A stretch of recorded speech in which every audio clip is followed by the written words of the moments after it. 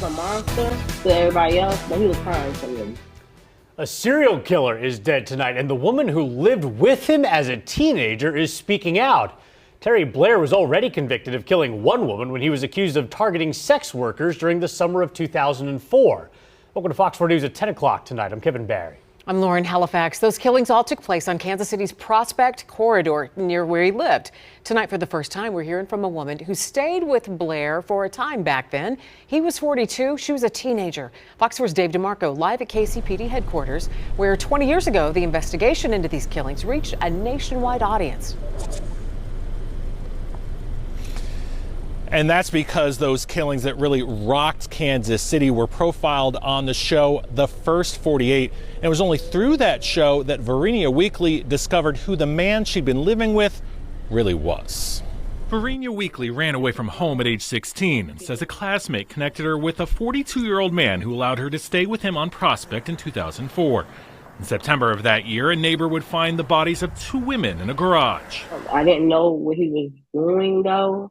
But as an adult, now that I look back, it's like the garage situation, like it was just a weird feeling. She remembers the dark apartment and her encounters with Terry Blair. Like one time we were, and I got choked not real long, but for a hot second type stuff. I looked at him like, what you doing? And then he snapped out. After less than a month, she returned home and to school. And I remember her coming to school talking about her mom died, but it didn't dawn on me, that I was with the guy. 6 women were found murdered between 24th and 29th on Prospect or just off of it. A man called 911 over the course of multiple days, letting police know where to find the victims. Police eventually centered their investigation on Blair, who had recently got out of prison after more than 20 years for killing the mother of his child, allegedly because he was angry with her for prostitution. Blair was found guilty in 2008 and given 6 life sentences for the murders. Weekly hadn't heard of Blair's death over the weekend when we reached her today out of state, but her thoughts aren't with the serial killer. I feel for the families, Definitely my classmate, my friend. I said he murdered her mom, So that's where my pain, my sadness comes from, knowing I got away, but her mama didn't. And family, a lot of the victims sharing those same sort of sentiments today on social media. Meanwhile, as for Blair's family, if there were services for him to be held this week, Lauren, a lot of them couldn't actually be there. That's because they are convicted in serving sentences themselves in prison for separate murders. Dave DeMarco at KCPD headquarters tonight. Thank you. The prosecution is building its case against accused serial killer Terry Blair. One of the key witnesses today, a former prostitute who first told police about Blair. And KMBC 9's Peggy Bright is live at the Jackson County Courthouse. Peggy?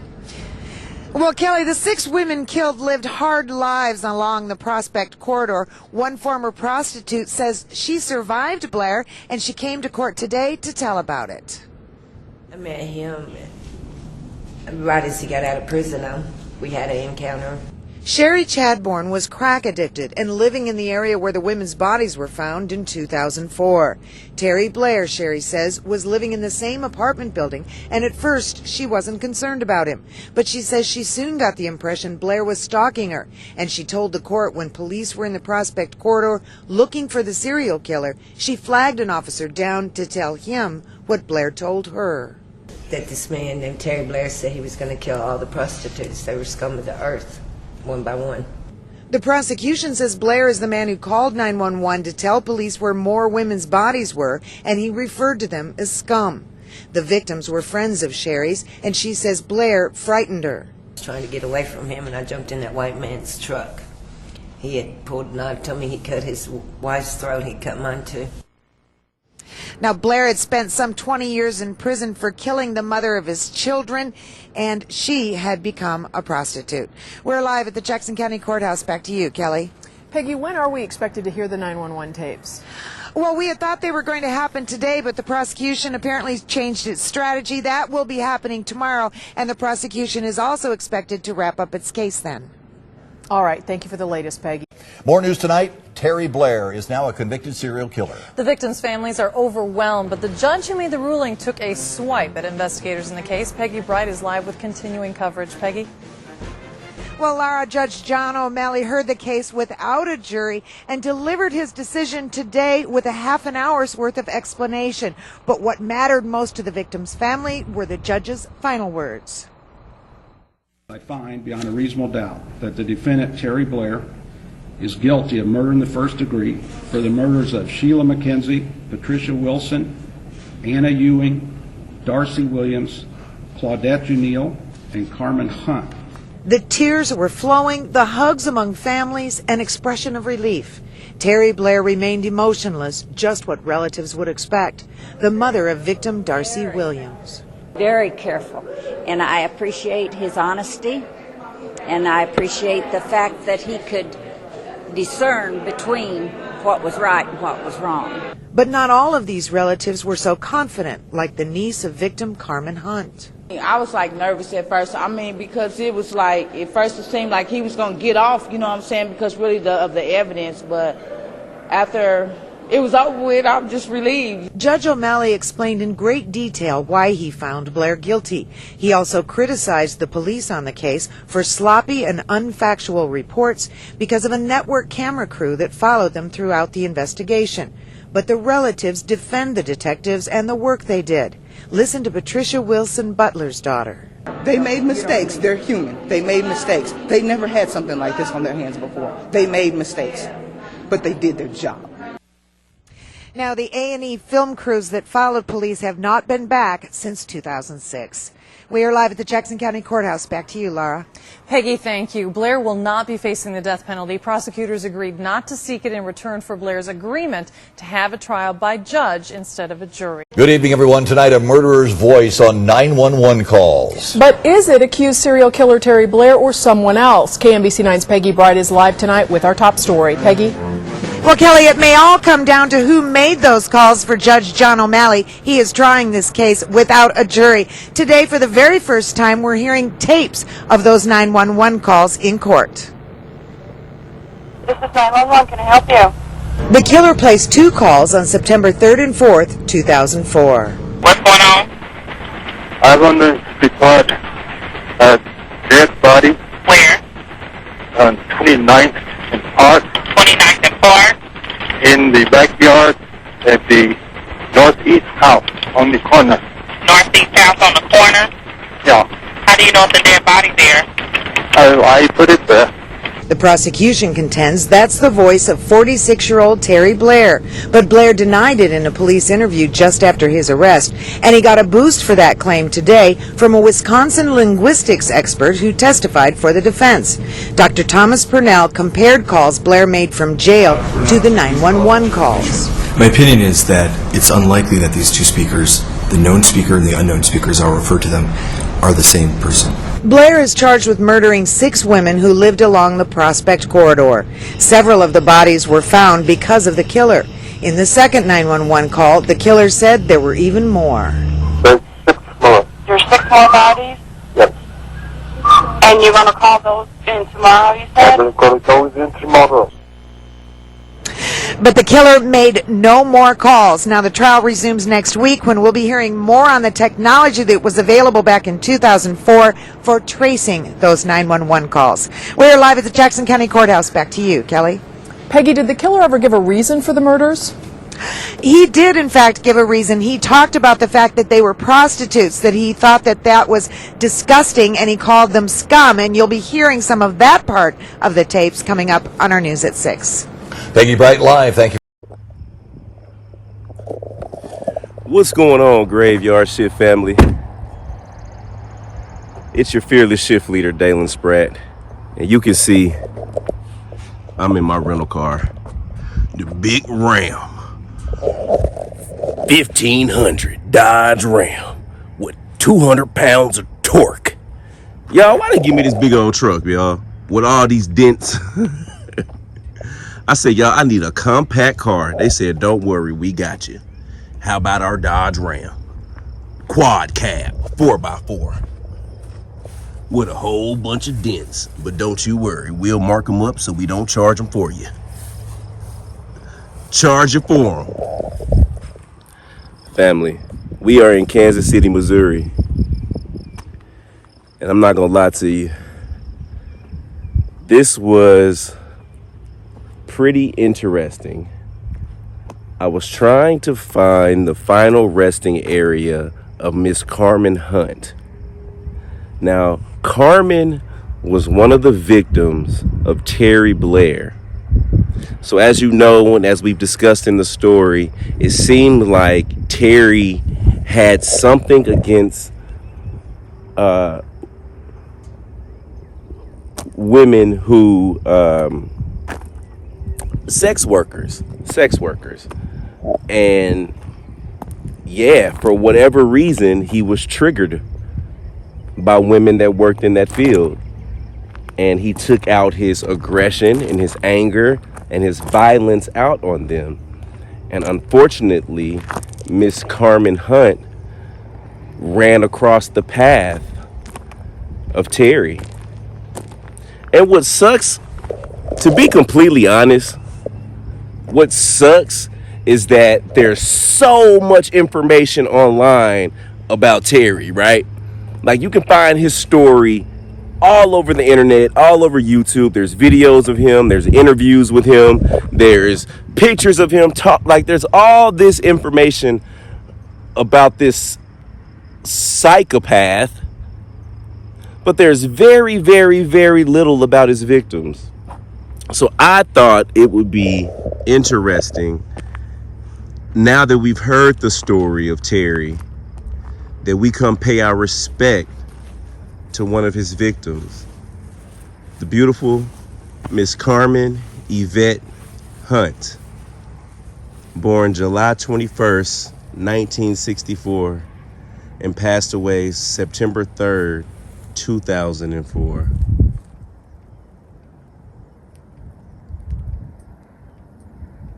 Carmen,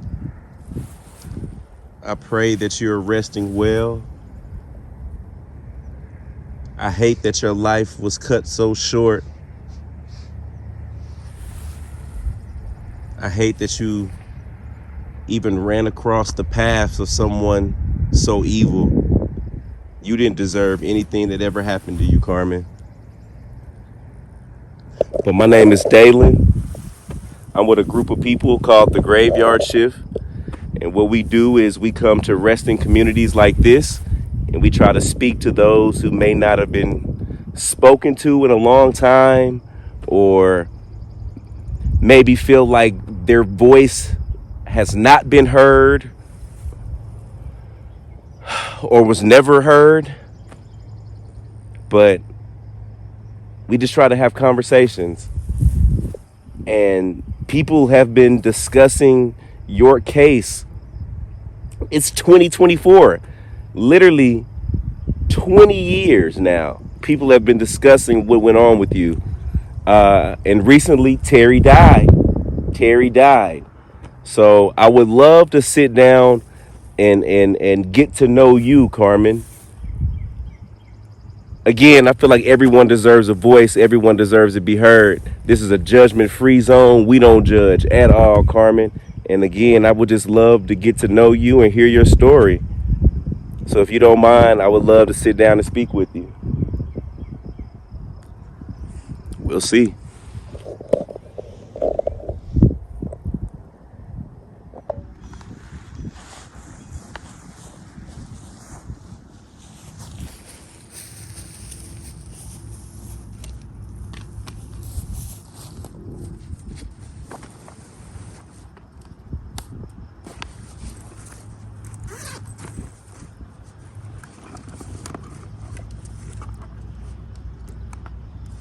Got my fan. Just so y'all know, I be using the stuff y'all be sending me, for sure. All right.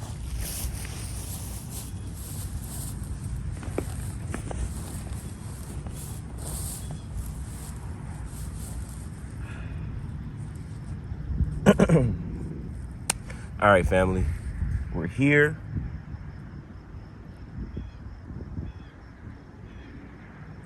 Thought I heard something tapping right here.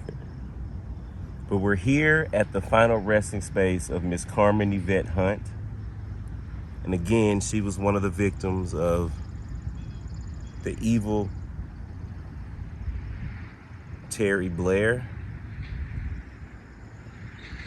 Yeah, I got to get those glasses with the camera on them so y'all can start seeing what I'm seeing. I'm gonna get those. That's the next purchase. That's the next purchase for the graveyard shift. Cause I swear I be seeing stuff at the corner of my eye, but the camera be on me here, so y'all don't really get to see what I'm seeing. So I'm finna get those. But I also have a REM pod here. I'm bringing out the REM pod, y'all. So I'm setting it here. You see, I'm not making it go off. For it to go off, you got to be close to it. So, Miss Carmen, I have multiple ways for you to speak to me out here. You can feel free to touch this machine here. So just by coming up against this antenna, I can hear you.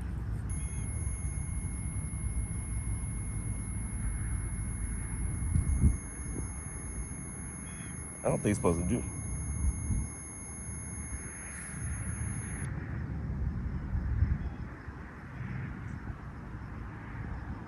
Okay. Maybe that was me by accident, Miss Carmen. Can you make it go off one more time?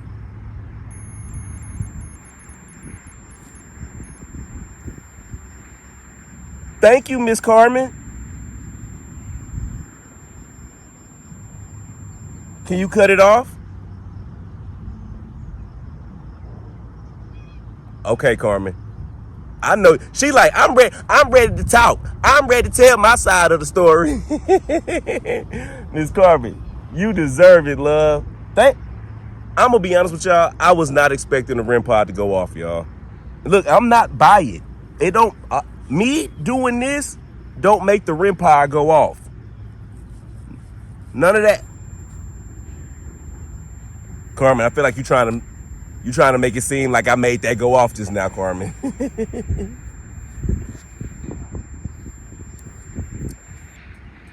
Again, I'm gonna show you.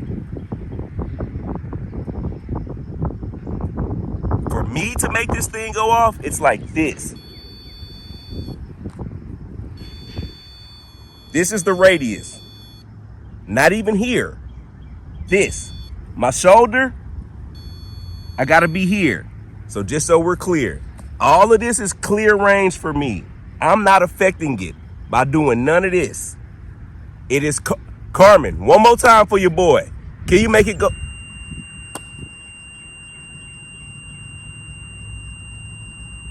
Carmen, I love you, Carmen. All right, can you cut it off, please?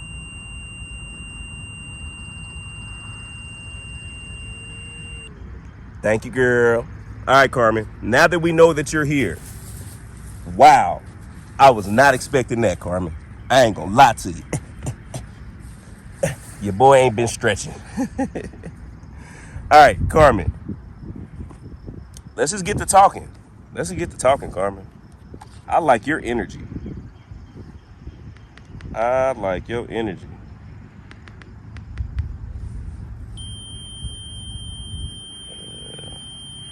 She like, hurry up, please. All right, Carmen, I got you.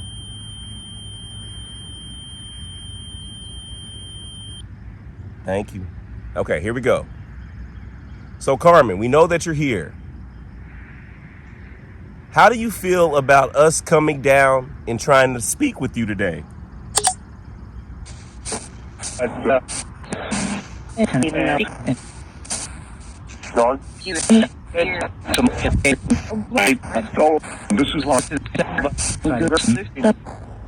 Have you been waiting for someone to come talk to you?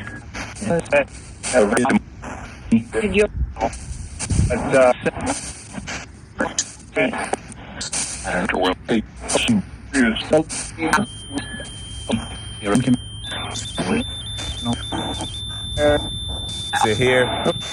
Okay, Carmen, is that you making this machine go off?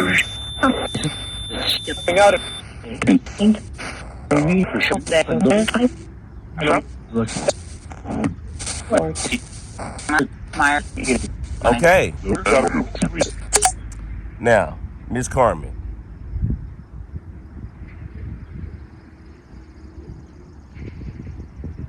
Do you feel like, this is a real question, Miss Carmen. So after me doing all the research on this case and this man, it feels like a lot of people, a lot of his victims kind of got lost in the story of him. Do you feel like your story was lost? Michael. And not particular. All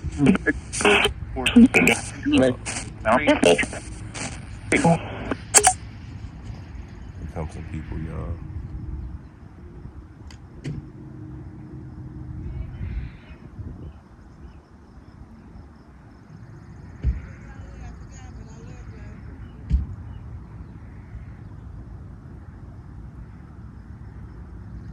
There's people out here. But that's not gonna stop us, Carmen. So yeah, Carmen, I was asking you, do you feel like your story got lost in the theatrics of this horrible man? I could figure after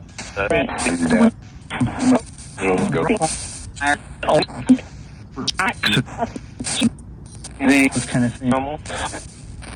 You said that kind of thing was normal?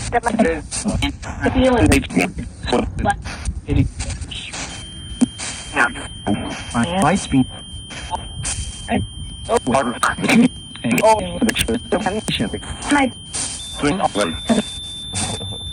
Okay. Let me cut this off for a second. I'm gonna cut this off only because this family's right here. I don't want to disturb them.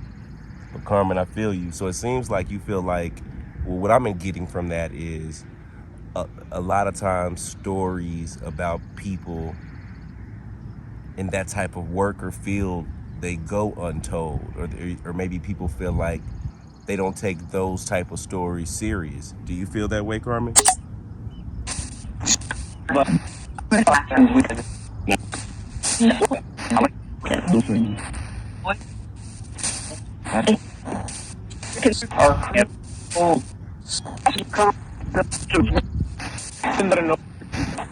Do you remember where you were in life during that time? You said getting clean? So, right? Remove it. So did you have plans back then? Or was it?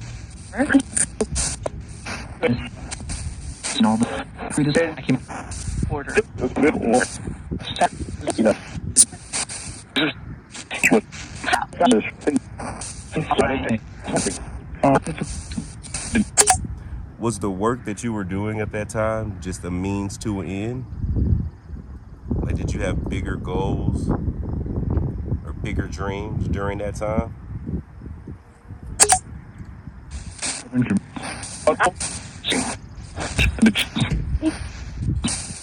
Well,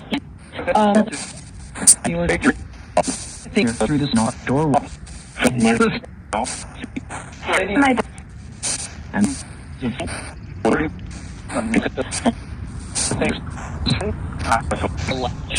Good. The fires are, no. Hey. Do you remember meeting Terry? You have did. What do you mean?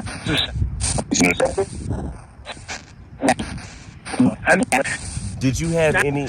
Did your intuition kick in any when you first met him?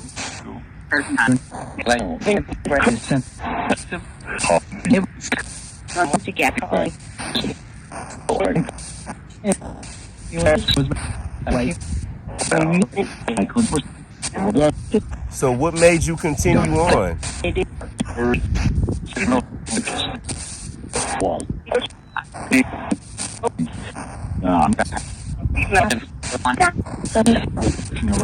Well, Carmen, I'm assuming now. I'm assuming because I don't know. Did you meet Terry on a date, or did he force himself? Like, what was the situation like with Terry, if you don't mind me asking?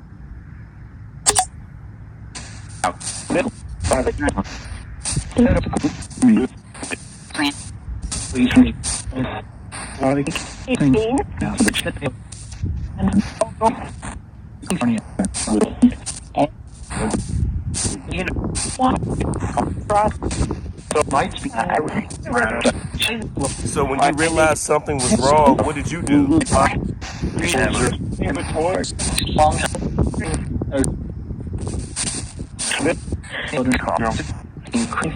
So you told him to calm down?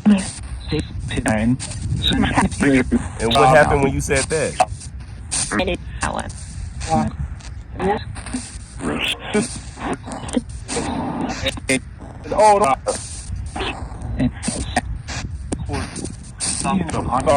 Is it a cord?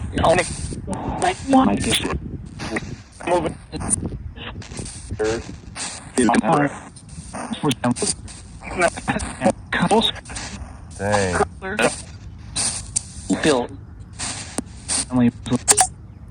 Well, let me ask you this, Carmen. Did you ever blame yourself for what happened? Like, do you feel like you put yourself in that situation? Like, when you think about it, did you ever blame yourself?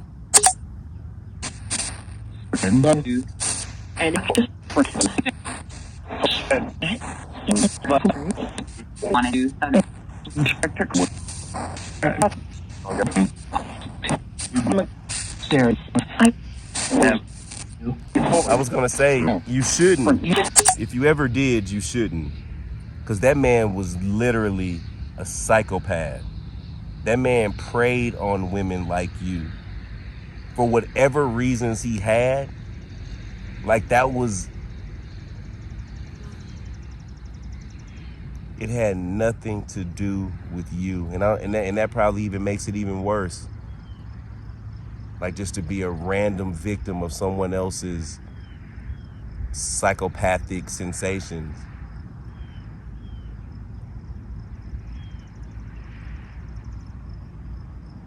Carmen, we just want to honor you. We just want to pay our respect. We just want to hear your voice. We just want to share love with you.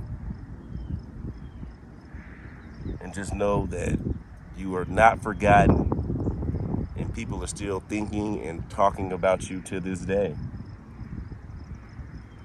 How do you feel about that, Carmen? Sound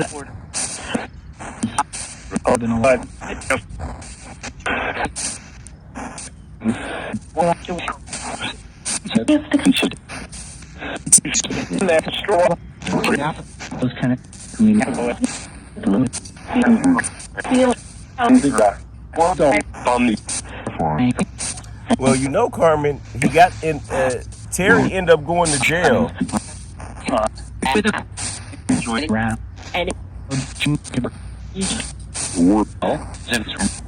So how'd you feel when you found out that he went to jail?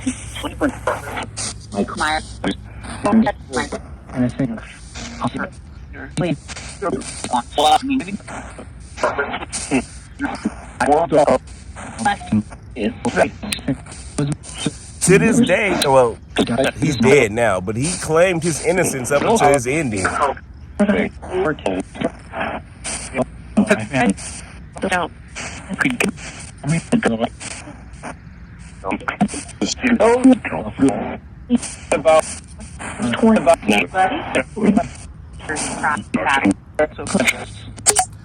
So, he's dead now.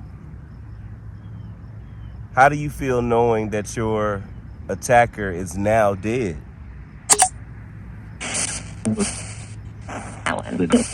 Did you?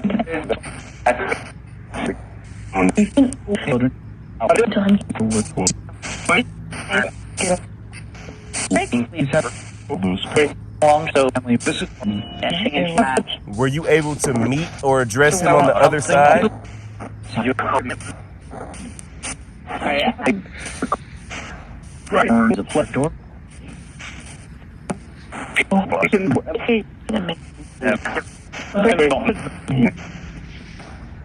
I'm stuck.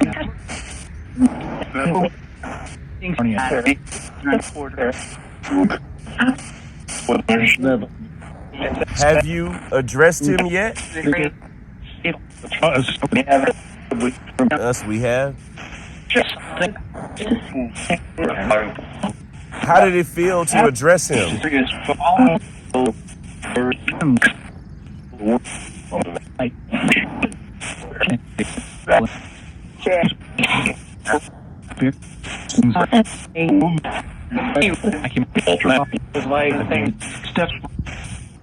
Said he was lying then, he was desperate. What did you say to him?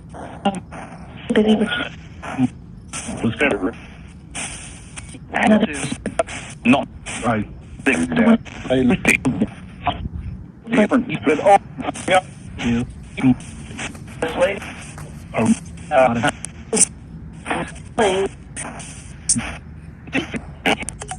Carmen, let me ask you this. During the time that he was alive, did you ever present yourself to him?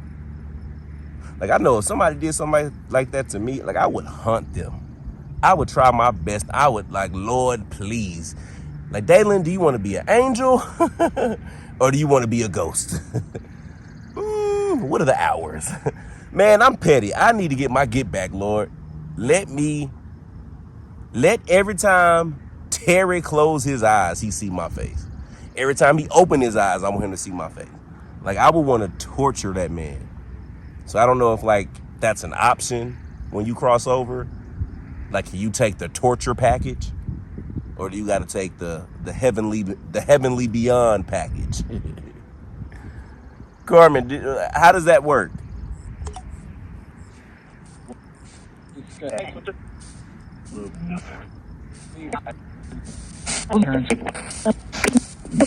Do you get the option to address your abuser? no. So what good does it hurt? Our door here.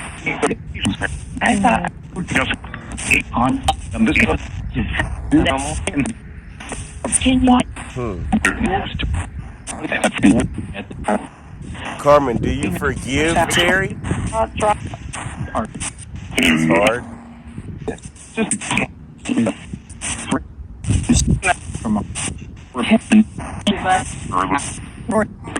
Because he took everything from you.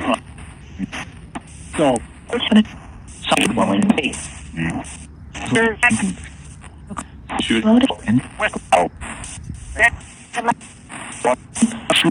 Carmen, when you think about your life,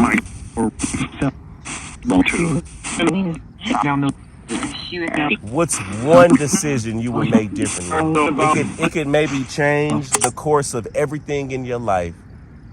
But I would like to know, what's one decision that you would have changed?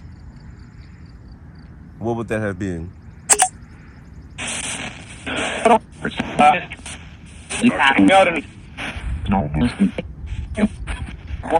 So you would have listened?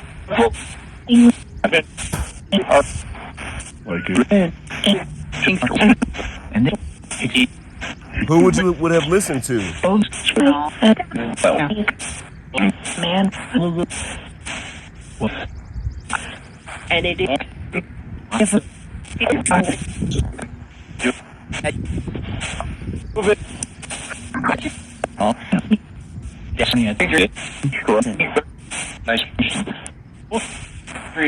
Well, Carmen, is there anything else you would like to say or that you would like people to know? We're here to listen. Is there anything else you would like people to hear? And let me cut the REM pod back on too. Can I set it over here? I don't want to put it over there. There. Now, Carmen, is there anything else you would like to say? Or feel free to let your presence be known on the REM pod. Can you make that go off one more time? 1, 2, 3. Well, if you feel like it. But yeah, but is there anything else you would like to say to us, Carmen?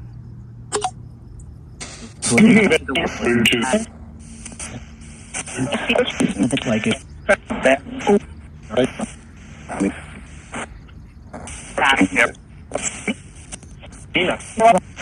So easy.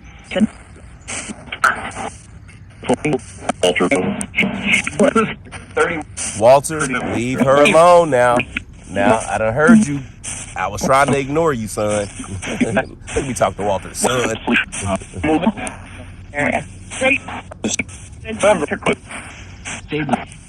Now, Carmen, I'm going to be honest with you. You watch out for that Walter. He's a ladies' man, Carmen. Now, hey, if you looking for love, Carmen, hey, Walter don't seem like a bad guy, but he lurks. Walter, sit down. How you feeling, Carmen? He said my actor was true.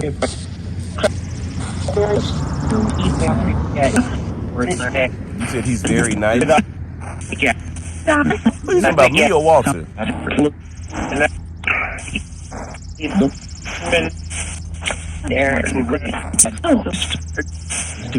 really. Well, Walter, can you make this REM pod go off, sir? You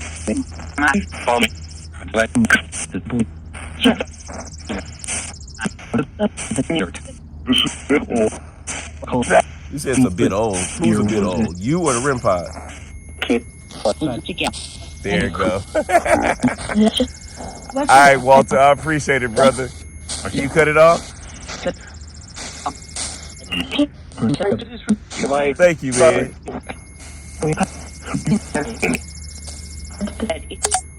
Walter, can you cut it off, Brody? Really, Walter? Thank you, man. Thank you. Hey, we're going to start bringing the REM pod out more often. This has been an interesting one. Again, y'all, we just wanted to speak to Carmen. We wanted to show that she was around, her energy's present. Let her speak her piece, and just to show her that we still care and there's people out here that still love and appreciate her. Listen, we understand sometimes people have to do what they have to do to get by, and we don't judge anyone for that. And no one should be attacked or vilified. Wait, is that right? Well, they weren't made the villain. Terry was the villain. But you shouldn't be harmed. Exactly. Because of how someone perceives you. Carmen, we appreciate you. We love you. Graveyard Shift family. Love, love, love. And not to, be silly, but don't forget our t-shirts, y'all. Our Shifting Ain't Easy t-shirts literally are out. We're out. I'm sure. She like, boy, if you don't get out my grave trying to sell t-shirts. Before I go, Carmen, let me ask you. I like to ask the spirits what they think about the t-shirts. Carmen, can you thank you. Carmen, what do you think about my t-shirt? Shifting ain't easy. Shifting is what we're doing, having conversation at the grave sites. I say it ain't easy because sometimes anything can happen. So what you think about our shirt? Shifting ain't easy, Carmen.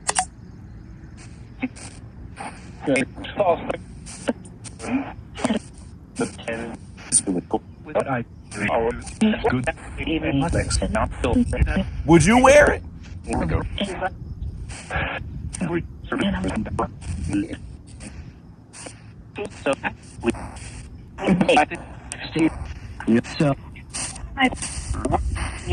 Carmen, would you wear this shirt?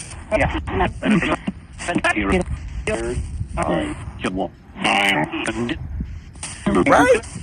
It's kind of cool. You get to play on it.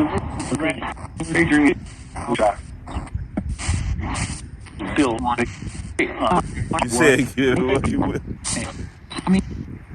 Well, all right. Thanks, Carmen. I appreciate you. All right, Graveyard Shift family. Love, love, love. Catch you tomorrow.